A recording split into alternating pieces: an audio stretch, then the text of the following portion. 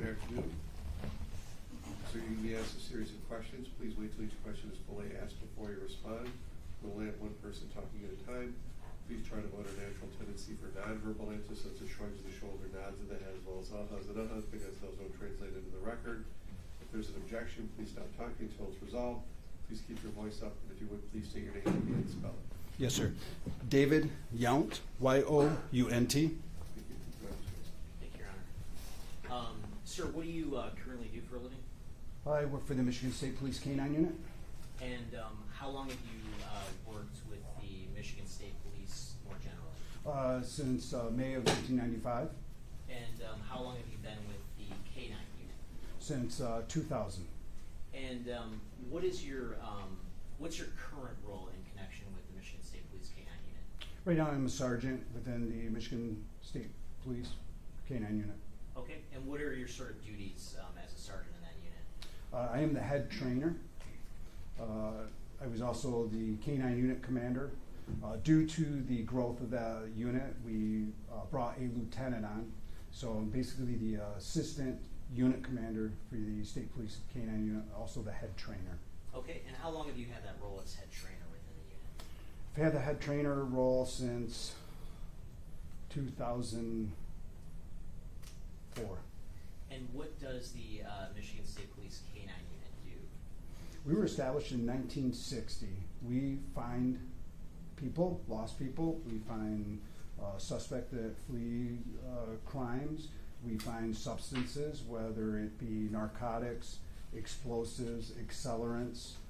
We find lost people. We also find, we have cadaver dogs that locate human remains. Also human remains such as tissue, bone, and blood. We find those in trace amounts. We also find them in different environments, like water, houses buried, things like that. We have explosive dogs that detect 13 different explosives, but in combination, hundreds of different types of devices. We have accelerant dogs that locate accelerants such as gasoline, kerosene, lighter fluid, lamplighter fluid. We help and assist at scenes where there's fires, fatal fires. Our cadaver dogs also help in that capacity. We have tactical entry dogs where we work with our SWAT team. We have dogs that are trained to assist in those types of calls. And do you have any sort of specialized training when it comes to being a canine handler? Yes, sir. And what is, can you kind of walk us through your training background in that field? Yes, sir. The basic canine school is 560 hours. It's 14 weeks of basic canine training. You're learning about canine theory, canine behaviors.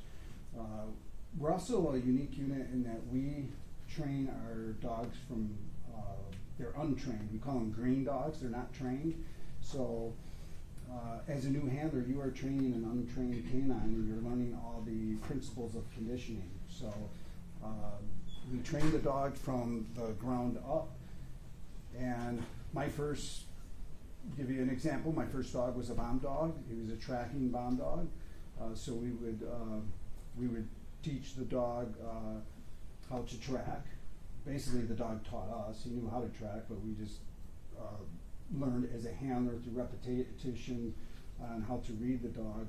But then we would condition the dog to odors. So, like I said, my dog was a bomb dog, so we would train the dog to indicate on target sources. So for me, in 2000, it was explosives. We'd teach them how to really condition them how to locate explosives, C4, black powder, different substances like that. So you go through a 560-hour basic canine training course. That's what we do. Okay. And did you personally took that course yourself? Yes, sir. And in your current role as a supervisor, do you help train other canine handlers in that course? Yes, sir. And you mentioned cadaver dogs. Can you just describe what a cadaver dog is generally? Yes, sir. A cadaver dog basically finds human remains in different states of decomp, whether it's It could be freshly, a person that freshly passes away and somebody tries to hide them, or it can be trace amounts where you have somebody that is killed and there's blood left behind. We condition the dogs to indicate on trace amounts of blood, all the way down to 1 parts per million of human blood our canines can detect.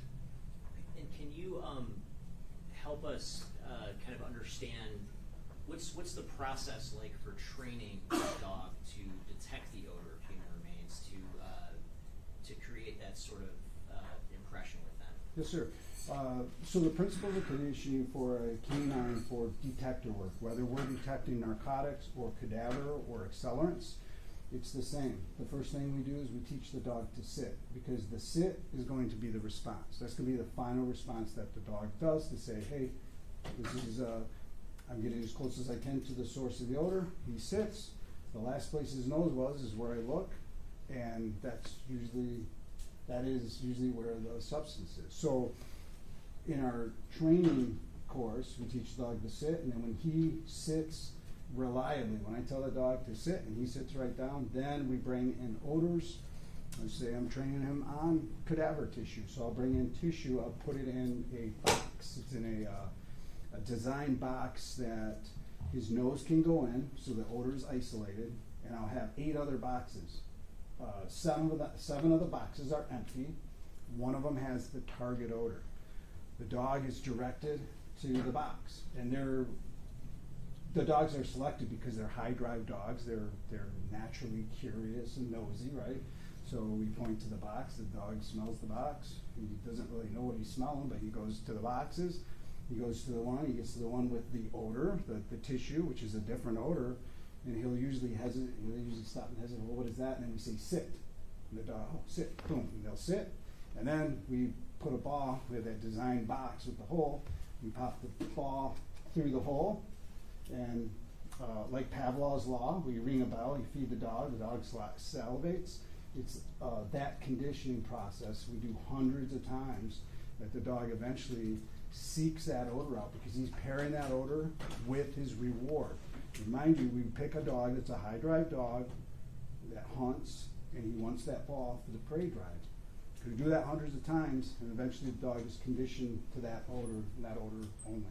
And so how long does it take to take a dog that's green, as you say, and untrained, and get that dog ready to be put into the field and be used as a cadaver dog in the field? So with our cadaver program, we never have anybody new run a cadaver dog. So it's usually a handler that's already been a handler for a while, so they understand the principles and how the dog operates. It's 10 weeks, so it's 400 hours. 400 hours of training, detector work training. Okay, and the methods used to train cadaver dogs, are those something that you just came up with personally, or is that something that is used more broadly within the Michigan State Police and even nationally? I would say the principles that we use are worldwide. We've evolved since 1960. Obviously, everything, things change, right? We find new techniques that work, and we use them. Our manual is taken from the United States military, but also from U.S. Customs and a plethora of sources that we vet through. Hey, if this technique works, we're gonna take that little segment and use that for our application. So this process of cadaver has evolved. And are you familiar with a cadaver dog by the name of Jameson or Jamo? Yes, sir. And what's your familiarity with Jamo? I was responsible for selecting Jameson. He was one of 14 dogs that were tested to be a cadaver dog, and then I trained him, and he was my dog. I ran him. He's still a cadaver dog. And so did you went through that 400-hour program with Jameson? Yes, sir. Personally? Yes, sir. During your training of Jameson to be a cadaver dog, did you have any issues or concerns about Jameson's accuracy in detecting the odor of human remains?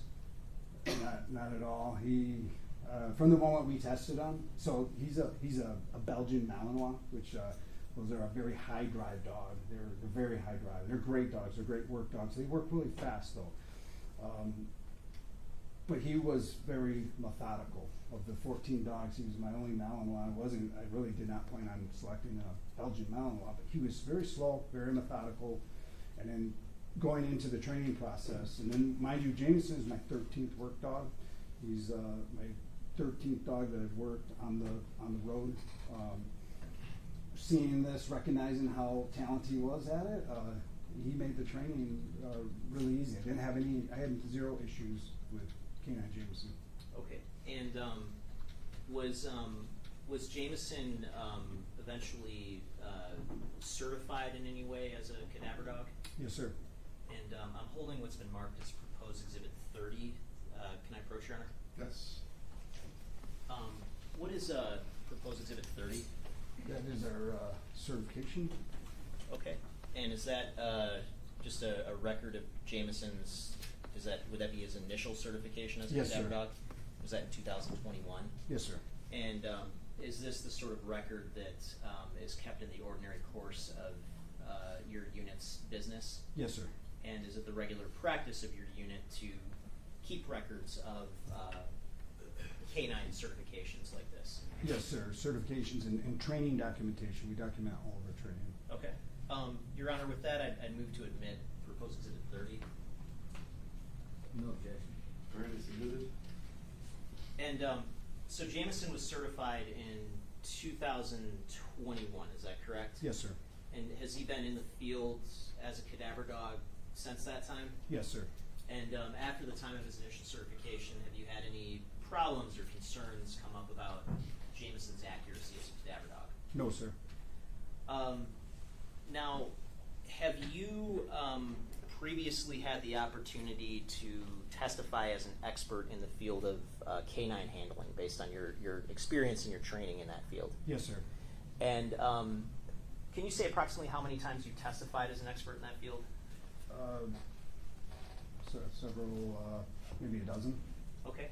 Has any court ever refused to qualify you as an expert in that field? No, sir. Okay. Your Honor, I would pass for any more years to expertise at this point. Any questions? No question. So, Your Honor, at this time I'd ask to have Sergeant Yount certified as a expert in the field of canine handling. No objection. All right. Qualified as an expert pursuant to MRE 72. Now, I want to ask you a couple hypotheticals, okay? Yes, sir. If, hypothetically,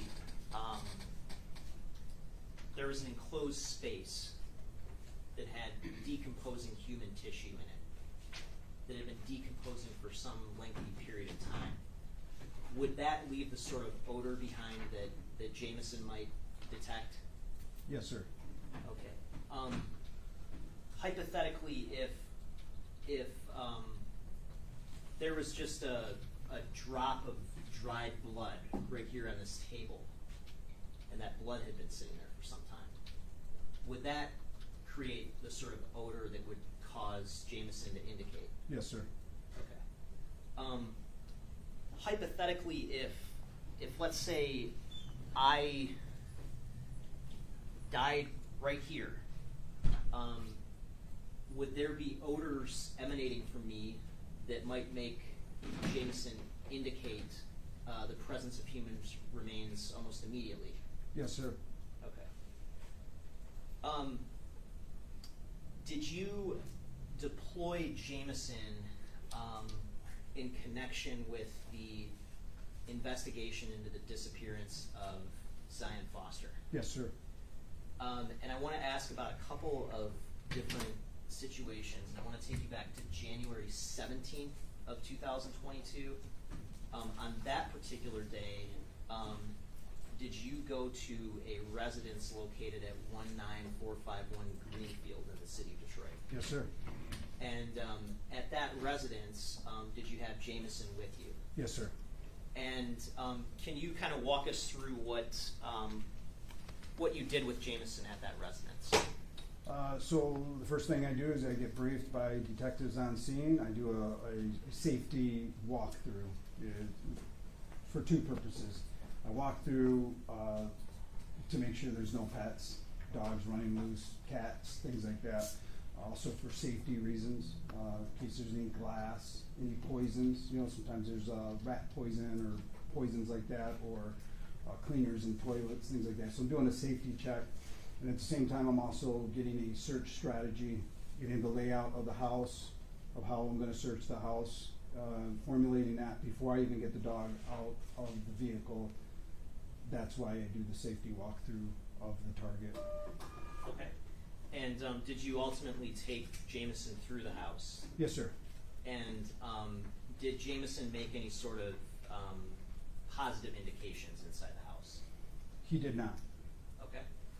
And did you also participate in the search of a white Acura on January 2019? I'm sorry, January 19th of 2022? Yes, sir. And was that located at the Woods Towing in Eastpointe? Yes, sir. And who else was there? I guess at the time that you were there. I would have to refresh my memory off my report. There was somebody there that gave me access to the vehicle and was present for the search of that vehicle. And did you draft a report about the searches that Yep. you did with Jameson in this case? Yes, sir. And if you took a look at that report, would that refresh your recollection as to who was at the vehicle search with you? Yes, sir. Your Honor, may I approach the witness? Sure. I'm handing you a copy of your report. Why don't you take a look at that and let me know when and if your recollection has been refreshed as to who you were with at the vehicle search. Detective Sowers of Eastpointe PD. Okay. And did you have Jameson with you at Woods Towing? Yes, sir. And can you describe what you did in connection with Jameson and the search of that vehicle? Yes, sir. So the same principle and the same technique that I use for target houses or target areas when we have that capability to do that. I go to the vehicle, I look at the vehicle, I open the vehicle up, make sure I'm looking for safety reasons, anything sharp, any broken glass, any needles, anything that could hurt the dog. Also, I completely open the vehicle up, open the trunks and open the doors. At that point, I get the dog out, basically air him out, and then what we do is, just like in the training that we talked about earlier, is I put a harness on Canine Jameson that cues him that, okay, now we're looking for the target odor that you've been trained, you've done hundreds of times. I put his harness on, and then we search the vehicle. On this particular case, he didn't give any positive indications for human remains in the passenger compartment of the vehicle, but he did get to the trunk of the vehicle, and he gave a positive indication on the lower left area of the trunk where there was some black clothing. It looked like a uniform. He also gave a positive indication for human remains on the side of the trunk, on the inside of the trunk, towards the back. And did you, obviously you didn't physically observe any human remains in the trunk of the car, is that fair to say? Yes, sir. It's fair to say I take my light and I obviously look where his last place where his nose was, and I could not see anything. Okay. Anything obvious. And did you also that same day participate in the sort of canvass of a particular area in Highland Park? Yes, sir. And did you have Jameson with you out in that area? Yes, sir. And what were you doing, I guess, at that point? We received information that was a potential area of where our missing person would be located. So we conducted a search. I also remember calling in one of my handlers to assist with the open area search. And Jameson was there to do things like houses or overgrown areas or potentially ground disturbance areas or things that had been dumped, because he can do that, dumpsters and things like that. So we searched, I wanna say it was about a 3-block area of land, houses.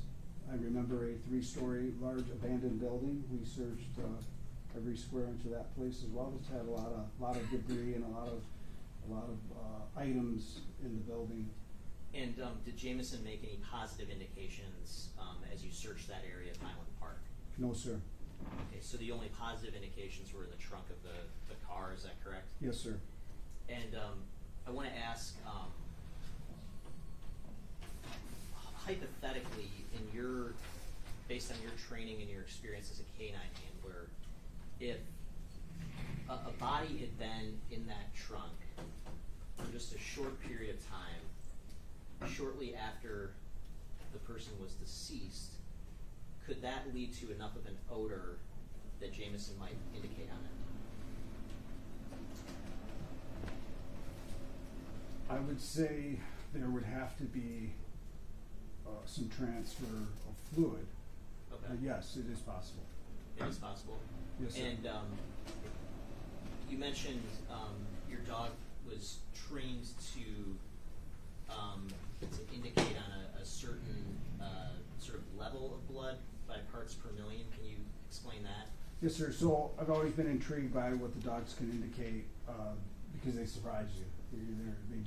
They do great things, right? So I wanted to put a measurement on it, and I've been working with our laboratories on how to put a number. How could I measure what a dog that can locate trace blood evidence? How could I put a number on it to be able to, I was just fascinated. I was kind of obsessed with it, and so we came up with a process of diluting blood, measured blood, into water, and then we would basically see what the dog's capability was of locating a small threshold amount of blood. And we got to 1 parts per million. And if you know what 1 parts per million is, if you took the tip of your pen and you held it out, it's a speck on the tip of that pen. Would that be visible to the naked eye? No. And if you, let's say I dropped blood into a glass of water, like a full drop of blood, there'd be some change to the water's composition, right? Yes, sir. You'd be able to see it slowly turn red to some extent. Yes, sir. How about with 1 part per million? Is there any, to the human eye, would you be able to see any No. change? And, but Jameson can still detect just that small amount? Yes, sir. Not only that amount that is freshly placed out, we did it aged 2 weeks. We did 1 parts per million that was aged out 2 weeks old. And when you talk about transfer of fluid when it comes to your cadaver dog, are you talking specifically about blood? Yes, sir. Is Jameson trained to indicate on saliva? Not specifically. Okay, any other body fluid that Jameson is trained to indicate on? Not specifically anything other than blood as far as fluids. Okay. And I guess in my hypothetical that I posed earlier, if let's say again, if I were to suddenly die right here, would there be sort of immediate odors that might be indicatable by Jameson? Well, I'm not a pathologist, but from my understanding over 20 years of doing this, my understanding from the industry is as soon as a human body dies, the cells die with it. And that's how we're able to locate victims in water, is the cells die and they put off a gas, and then that's what the dogs are trained to detect. So once you die, your cells die, and they're dying, they're gassing off immediately. Okay, and so even without blood being present or outside of my body, there might still be an odor that would be detectable. Is that fair to say?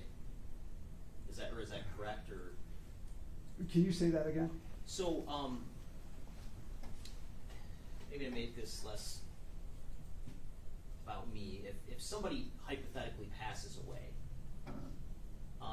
and there's no blood, no body fluid, would their body start emitting that gas that you described based Yes. based on your training and your experience in this field? Yes, sir. Okay. And so, hypothetically, again, would it be possible, if someone had been in the trunk of that car even without bleeding and had been dead, would it be possible for there to be odors left behind indicating the presence of human remains?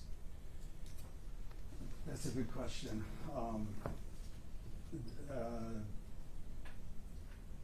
What I think would be more possible is there would be such a small amount of blood that that's what the dog would be indicating on. Okay. And so small that you might not be able to see that with your naked eye, right? See it with the naked eye, or you could potentially miss it with search techniques as well. Okay. Thank you. Nothing further. Councilman Illumination? Yes, thank you. Good afternoon, Sergeant. Good afternoon, sir. Now, Jameson was certified through Michigan State Police, correct? Yes, sir. Okay. It'll be a fair statement that there is no third-party agency who certifies these dogs, correct? That is correct. Okay. And there's not a universal standard as which you can compare to see whether or not Jameson is properly qualified to be a cadaver dog, correct? No, that is not correct. Are you saying that there's a universal standard? There is there's associations out there that have some standards. The USPCA, NAPWADA. There's also NASAR. There are some associations out there that have a standard, Okay. but they're So you're saying that there is a universal standard? Is that what you're saying? no, they're not universal. There's other standards. Okay. And that would go to cadaver dogs, dogs who sniff for narcotics, explosive, accelerants, etc. Yes, sir. Okay. So just to be clear, there is no universal standard for which you can compare your dog to see whether or not it's qualified, correct? That is correct. Okay.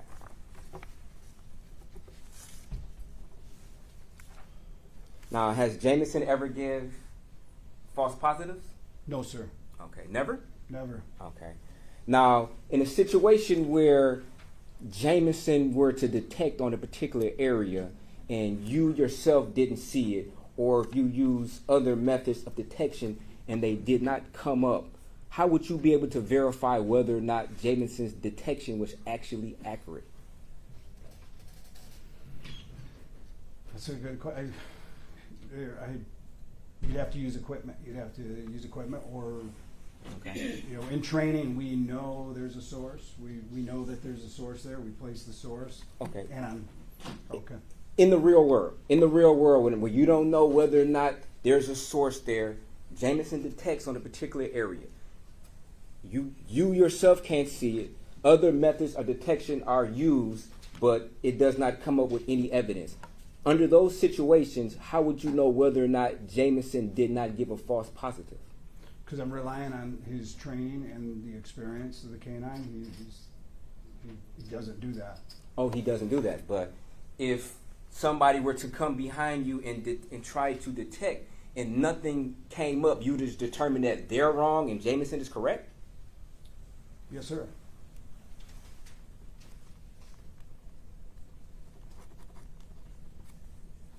Okay. And in this particular situation, did you verify after the detection of Jameson whether or not something was discovered in the area that Jameson indicated on? I had followed up a short time later, and I believe they were still going through going through the items of the trunk. Okay. And as far as you know, there was no evidence of bodily fluids that were found in that particular trunk. Correct? That is correct, sir. Okay. Now, you indicated that Jameson is qualified to detect 1/1,000,000th of blood in particular water. Now, let me ask you, how were you able to, I guess, measure 1/1,000,000th of a particle of blood? I did not do that personally. A qualified person from the laboratory did that. Okay. Now, isn't it true at the preliminary examination you indicated that Jameson allegedly could do all the way down to 1 part per 12,000? I don't recall that specifically. I may have. Okay, page 196.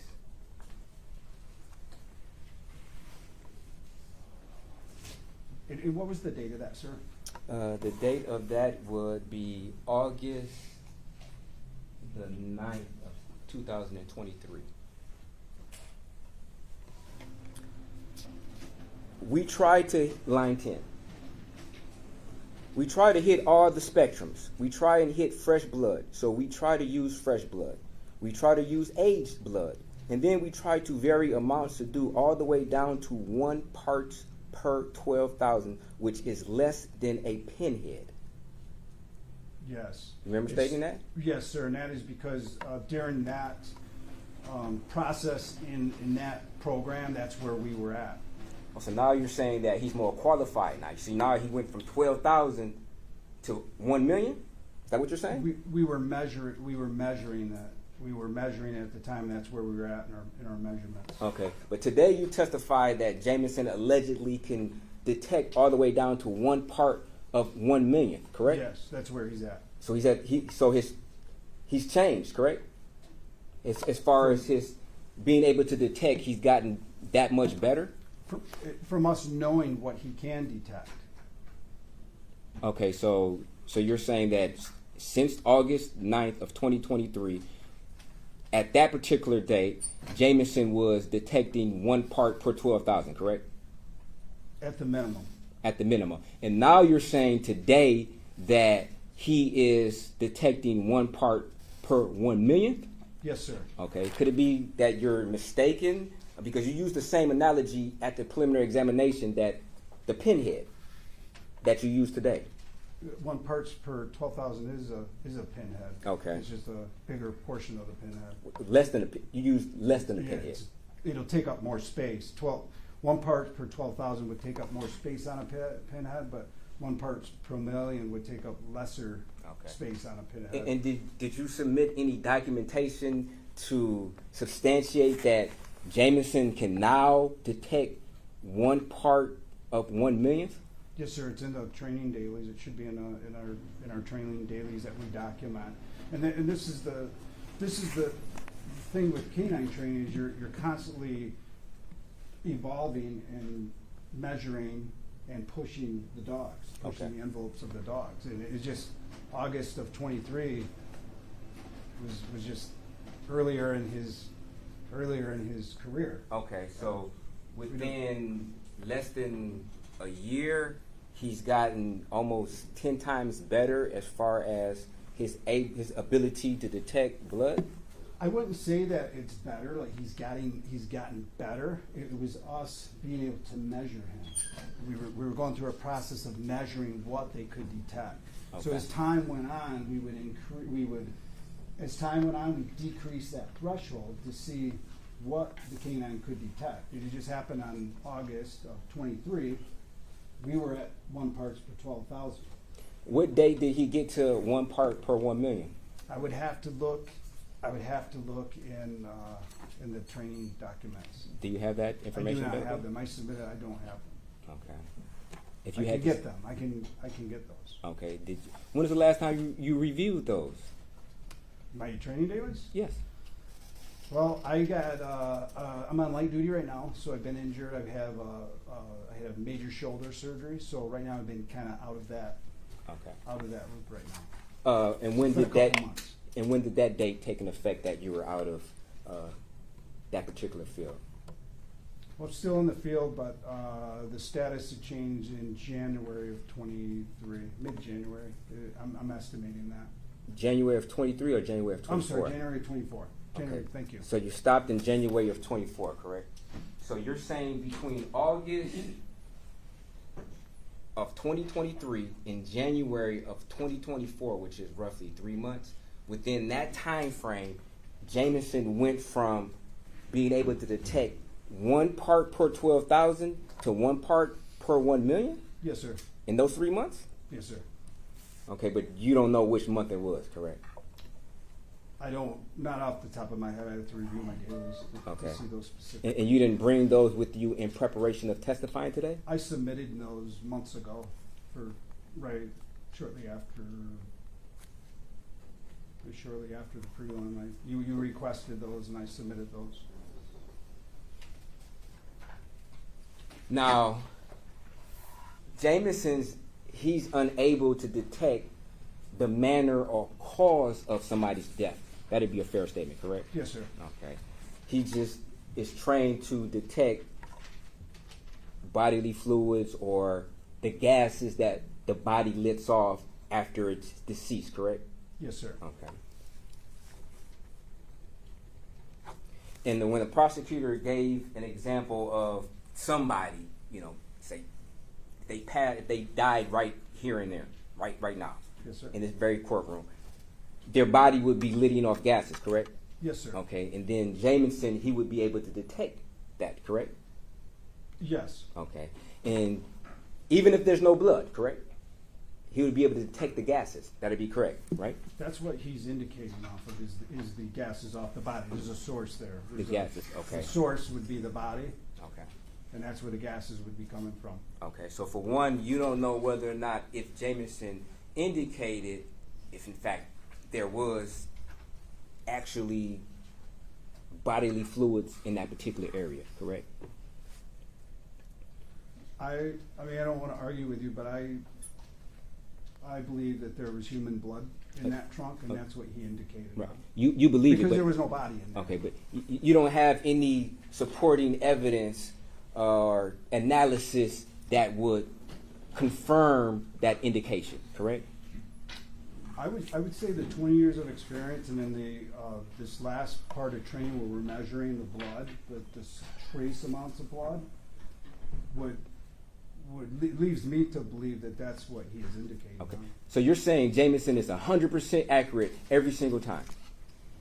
I wouldn't say he's 100%. No dogs are 100%. They're dogs. They do dog things.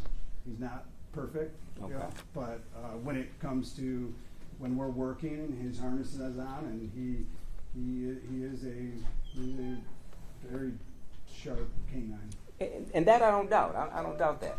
Well, my question is, because you indicated that, or you testified to that, even though there was no supporting evidence through analysis from collection of DNA, from items recovered from the truck, that would indicate there was a presence of bodily fluids, you stated that you still have confidence that in that particular indication that Jameson was correct, right? I'm very confident, yes, sir. You're very confident, but you're not positive, right? You couldn't guarantee that. Would that be a fair statement? If I didn't think there was anything there, I wouldn't waste the crime lab and the investigators' time in calling those areas. He gave a distinct final response that he's done hundreds of times. He doesn't do it on food, doesn't do it on anything, doesn't do it on other animals. We prove them off of other animals and other animal remains. That I'm very sure. Okay. And you called the crime lab, correct? I did not. They were contacted, correct? Through the detective. I let the detective know. Okay. And that's And is your understanding that the crime lab came out and processed that particular vehicle in that particular area to determine whether or not there was evidence, correct? Yes, sir. Okay.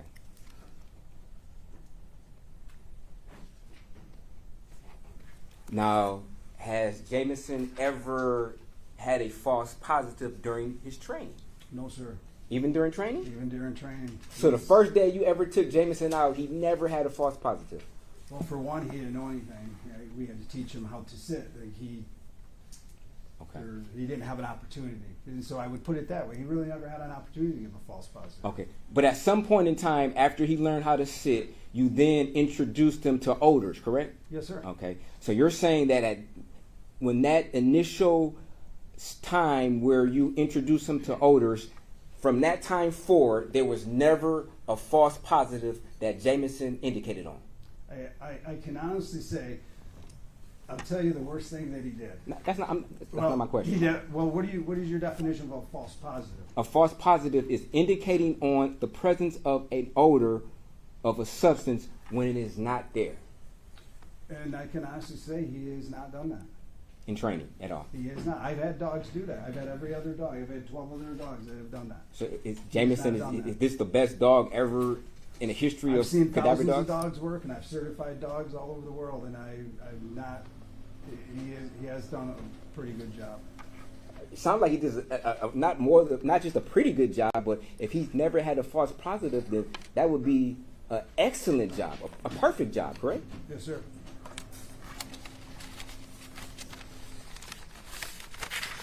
Now you testified that usually where the substance is, they sit. You stated that, correct? Yes, sir. Okay. And when you use the word usually, are there times where they don't sit?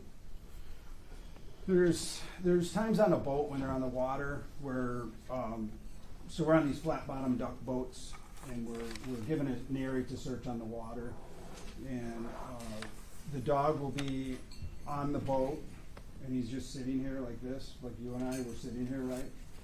And then all of a sudden he'll pop up, and he'll start doing what we call a bracket. So it's like he's back and forth working odor, like frantically, almost like he took his tennis ball and threw it in the water. And he'll do these things we call bracketing. And so those are times when I've had the dog not sit on the boat. And my theory is that what happens is they get odor, and they think because of the land searches they can get to source, but in the water they can't get to source, and sometimes they won't give the final response because they're like, Dad, get me closer. And so we'll work these patterns, right? And when we get out of a certain area, he'll stop doing the bracketing, and then we go back in and he does the bracketing. So that's one of the few times where he doesn't give that nice, pretty final response. But his behavior is not what it is. Okay. And when we mark those areas, we let the dive team know, hey, we've got some indications in this area. The dive team will go in and dive, and that's usually where the body is. Usually when that's the body. So there's been situations where the body hasn't been there, correct? It's situations more that the divers miss the body. I've had it. Okay. Yeah, I've had them actually miss their sonar. They have these very expensive sonars that they'll use, and they're not coming up with anything, and we'll put the dog on the boat, and the dog will hit, and sometimes they will miss locating the body. And how are you able to attribute them missing the body versus the dog being able to or indicating incorrectly? What happens is they'll come out like the next day, and the body will be like floating right there in that area where we told them these indications were, and things But like that. it'll be fair that bodies in water, they don't stay in the same place, correct? They do when they initially go down. When a body initially goes down, after they drown, they go down, right? And so, right when you die, you're gassing off. Like this is that your cells die, you start to gas off, and usually, and it depends on what the person's age, it depends on their body mass index, temperature of water. After it's usually like 7 to 10 days, the body will start to float because of those gases that are building up. Okay, and it would depend on what type of body of water they're in, the current. Yep, the depth, the current, the temperatures. Okay, but it would be fair to say that a body, if it falls in the water, is not going to rise in the exact same location that it went. It may be 15 feet downstream. It may be 100 feet downstream. It may be in a whole nother area. That'd be a fair statement, correct? That is possible. Okay. So if you come back the next day and the body is in a particular area, you can't definitively say if that body was in that particular area the day before. That'd be fair statement, correct? It's semi-fair. If you're in an unprotected area and it's a semi. You said unprotected area? Yeah, it's in a protected area where there's no current and there's no wind, or the body would just come up. That would be in a perfect situation where there's no wind, there's no current, then possibly the body would rise in the exact same location that you intended to be in, correct? That's correct. And I've had them located, like, I've had bodies get trapped under logs, and they miss them under logs, like, because they're down there, they can't see, they're using their hands. They're down 20 feet searching, right? Okay. And they miss it on one day, and then the new guy that's motivated to search, he comes and search, and he starts moving logs. Oh, there it is. And it's like, okay, dog was right. So you're saying that sometimes that there are inadequate searches that are being performed by? I wouldn't say that at all. I would just say that there are searches that are done, and they redo their searches. That's all. Okay. One of the ways of verifying whether or not an indication is correct as far as bodily fluid would be to send it to a lab, correct? Yes, sir. Okay. And actually that would probably be the only way to truly verify it without assuming that the dog is correct. That'd be a fair statement, correct? Yes, sir. Okay.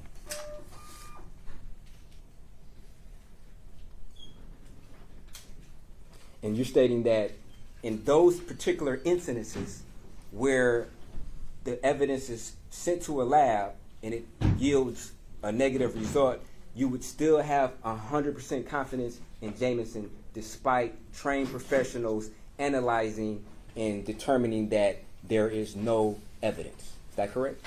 I wouldn't say 100%, but I would lean more towards that there was something there. Based on Jameson, I've never had this happen.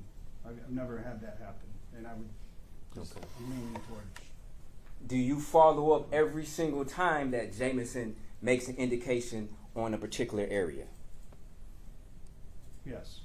100% of the time, if you don't see evidence with your own eyes, if Jameson indicates, you always follow up with the lab to see whether or not there was evidence that was collected, correct? I don't call the lab, I call the investigator. I go through the investigator. Investigator? Yes. Okay. So 100 out of 100 times, you always find out the result of that particular analysis. Is that correct? I hate to say 100%. Because you said it never happens. You said it never happens where Jameson indicates on a particular area and it will not yield evidence. I'm trying to think. I'm trying to think if that's happened with Jameson. And I had a search where he hit on the floor. I followed up.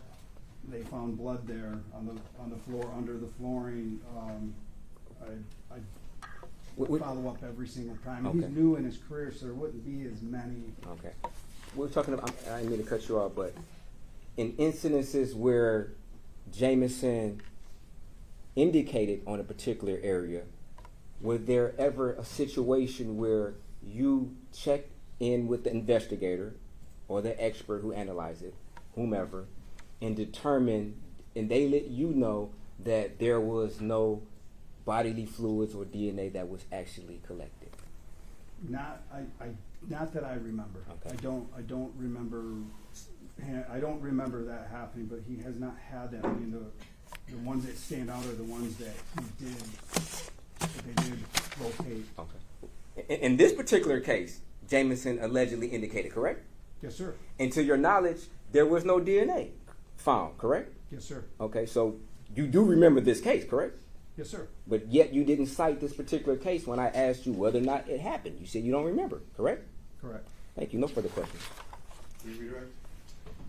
Yes, Your Honor.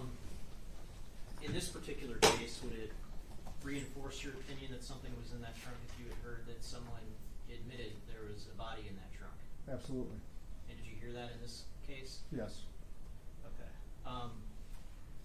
And is that why you didn't see this as a case of a potential false positive. Objection, leave it.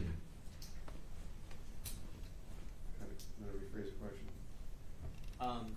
Did you see this case as a case of a potential false positive? No, sir. Why not? The totality of all the information, the way he indicated, just the information and everything, and that's why. And his training and his past performance. I want to just clarify this issue about the parts per 12,000 versus parts per million. So back in August of 23, when you testified at that point, is it correct that you had only tested to the threshold of 1 part per 12,000? Yes, sir. You hadn't tested Jameson to the threshold of 1 part per 12 million at that That's point, correct. Yes, sir. And so you don't know whether Jameson was able to detect above the 1 part per 12,000 threshold because you hadn't tested beyond that threshold, correct? That's correct. Yes. But subsequently, you've tested all the way up to 1 part per 1 million, correct? Yes, sir. Okay.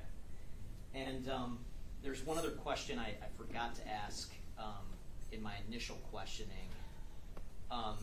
Is it feasible to use a cadaver dog to search for human remains in a landfill? It's not. I've done it and almost killed my dog, or I made the dog very sick. It's not feasible. No. Okay. What are the limitations of being able to use a cadaver dog in a landfill? Objection, Your Honor. I think this goes beyond the scope of cross. And to be fair, yeah, I just forgot to ask this question, but he's here. But I'll also allow some before cross-examination. Go ahead. Okay. What are the sort of limitations with being able to use a cadaver dog to search for human remains in a landfill? It's dangerous for the dog. It's dangerous for the handler. There's gases. There's gases that are both methane gases, poisonous gases, and those things is people throw their garbage away. Right, it breaks down and it gives off dangerous gases, and we don't do that. Okay. Thank you. Sergeant, and how many times have you used the dog at a landfill?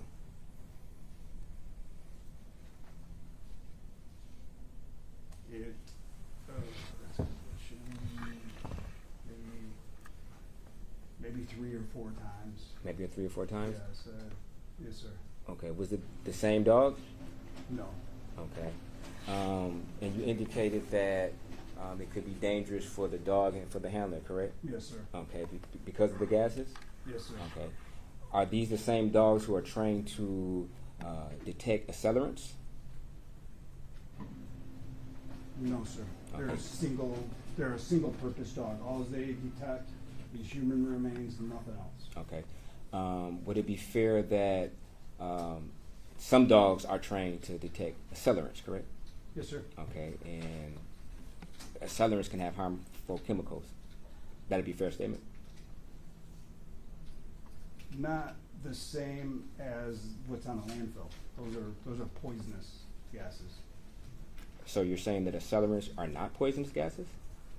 Well, you can put gas in your lawnmower and you can smell the gas and it's not going to make you sick, but you could go on a landfill and it'll make your dog. So if a person were to be in a room with gas fumes, that wouldn't be harmful to them? Are you talking about gasoline? You said, yeah, Like gasoline. accelerant dog? Yeah, gasoline, yes. No, that's not for a short time while you're searching. I mean, then I guess we wouldn't search garages and sheds, things like that. But landfills are different. There's raw material. People throw their stuff away and it breaks down. That's what's creating the poisonous gases. And did the dog have, are you saying this out of an abundance of caution, or did the dog, when you performed this particular search, actually had some adverse effects? The dog had adverse effects. I have had 2 dogs that did that. They had adverse effects. If you could describe what the effects were, just. Oh, I got very lethargic, almost would lay down, and vomit, diarrhea. And that's And that's the same with all the dogs exhibit those same symptoms? I wouldn't say every dog, but it happened to me. It happened to my dog. It happened to my first cadaver dog, Storm, and it happened to my second cadaver dog, Lightning. They both exhibited similar. It was definitely not healthy, and the one I got sick. I felt sick. Okay, and out of the searches that you did conduct, were those the only 2 dogs that were used? Yes, we were looking for the Skelton boys down in Morenci, the 3 Skelton boys that were missing. So we. And how long were you out there for? It's been so long. We worked that case several days and went into Ohio. Okay. Did a lot of land and a lot of areas. And did the dogs immediately start to exhibit those symptoms, or was it after a period of time? I don't think it was immediate, Okay. but it was enough to know don't go back on the landfills. Okay, just give us an estimate if you remember. It's been so long. It's hard for me to remember how long we were out there searching. Okay, was it a long time? Was it a short time? Were you out there for like multiple hours? 10 hours possibly? Out on land? No, I really don't remember that. It's been so long. We were out there searching, and maybe an hour or less, and then the dog started exhibiting signs Okay. of, So if there's a request given by a particular agency to bring a cadaver dog to a landfill, you would reject that request? yes, for the safety of the dog, absolutely. Okay. Yes, sir. Thank you. No further questions. Will you redirect? No, Your Honor, thank you. Any questions from the jury? All right, Roach.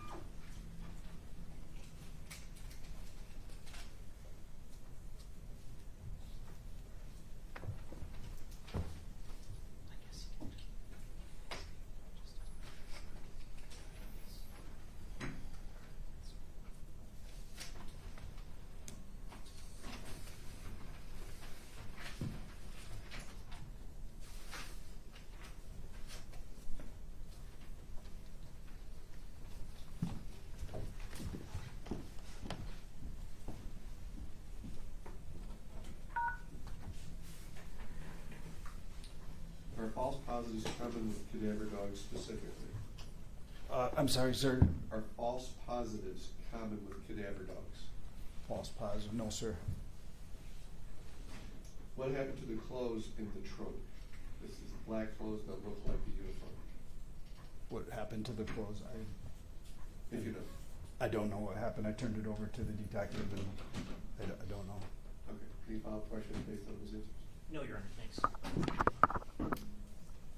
Now, as far as false positive, you're saying that's being uncommon with cadaver dogs. Is that just on your personal knowledge of the dogs that you personally trained or handled?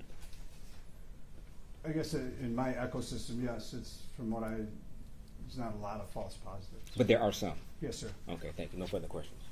All right. Maybe you can step in. Thank you.